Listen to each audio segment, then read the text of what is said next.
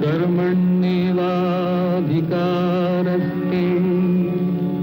मा फलेषु कदाचन। पांचवा अध्याय, कर्म संन्यास योग। इस अध्याय में यह बताया गया है कि कर्म योग के बिना कर्म संन्यास हो ही नहीं सकता और वास्तव में दोनों एक ही हैं। अर्जुन बोले, हे कृष्ण, आप कर्मों के त्याग की और साथ ही कर्मों के योग की भी स्तुति करते हैं। आप मुझे निश्चय पूर्वक कहिए कि इन दोनों में श्रेष्ठकर क्या है। श्री भगवान बोले, कर्मों का संन्यास और योग दोनों मोक्ष देने वाले हैं, परंतु इन दोनों में कर्म योग कर्म संन्यास से श्रेष्ठ है।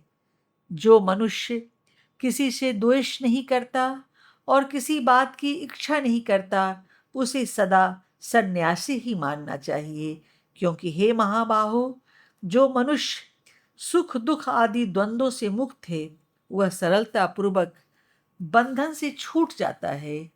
कहने का मतलब यह है कि कर्म का त्याग संन्यास का मुख्य लक्षण नहीं है, परंतु द्वंद्वातीत होना ही इसका मुख्य लक्षण है।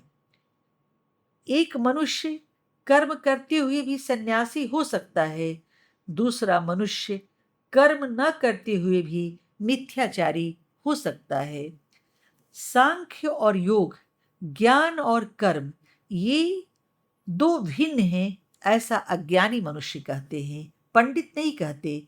इनमें से किसी एक में भी अच्छी प्रकार स्थिर रहने वाला मनुष्य दोनों का फल प्राप्त करता है।